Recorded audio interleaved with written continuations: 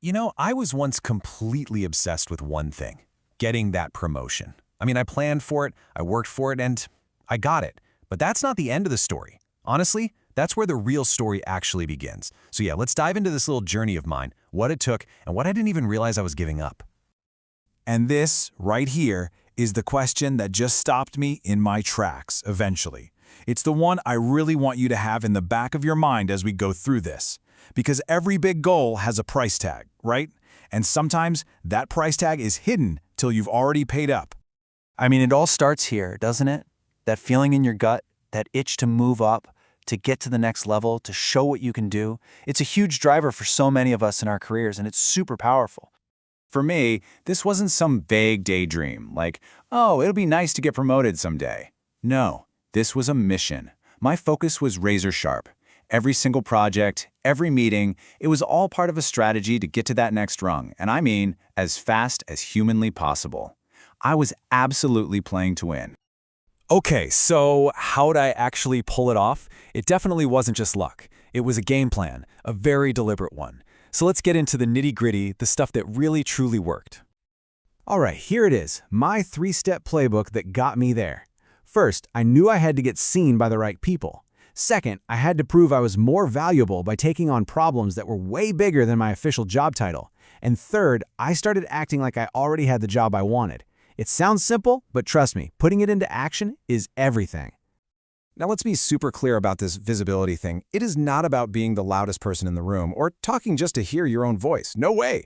It was about speaking up with a smart solution when a senior leader was listening. It was about being the one to send that perfect, concise summer email after a huge project.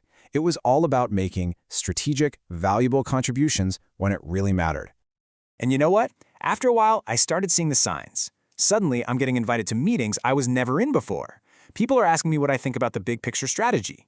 Then I get handed this massive stretch project that was, let's be honest, a total test. And this last one was huge. My boss's whole vibe changed. The conversations went from, did you finish that task, to, hey, how would you handle this tricky situation? That's when I knew, okay, the playbook is working. And then, boom, it happened. I got the new title, the bigger paycheck, the whole shebang. And the celebration was awesome, don't get me wrong. But once all that excitement died down, something else started to creep in. A different kind of reality, the one I hadn't budgeted for.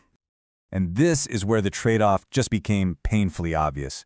I mean, look at it. On one side, you got everything I was chasing, all the shiny rewards. But on the other side, oof, the hidden costs. Family dinners I missed, friends I just stopped calling back, that guitar I used to love playing, it was just collecting dust. And the stress, man, the stress didn't stay at the office. It came home with me every single night. This quote, wow, it just sums it all up, doesn't it? My head was always down, just staring at that next step on the ladder. I was so hyper-focused on getting to the destination that I completely missed the journey itself. And, the people who were on that journey with me. So then I actually did the math on my so-called free time, and this number it floored me. 70%. That's how much of my downtime was secretly being eaten up by work. I was constantly planning, worrying, replaying conversations in my head. I wasn't just working more hours, my work had literally taken over my life. But hey, looking back isn't just about regrets. It's about learning, right? So let's try to turn all this into something useful, a kind of guide for you to make your own climb a whole lot smarter and hopefully way more fulfilling than mine was at first. What you're seeing here is really a total mindset shift. The old advice is just work harder. The smarter advice, work smarter, and make sure the right people see it. Instead of saying yes to every single thing that comes your way, you say yes to the stuff that's actually going to make a difference. And this last one is the most important. Instead of just blindly chasing a goal, you gotta stop and decide what success actually means to you. So if I could do it all over again, this is exactly what I'd tell myself. First, figure out your non-negotiables, the things you absolutely will not sacrifice before you even start the climb. Second, put your personal life in your calendar with the same seriousness as a big work meeting. Third, remember that the people you connect with are way more important than another bullet point on your resume. And finally, make sure you're chasing something you actually enjoy, a problem you get a kick out of solving.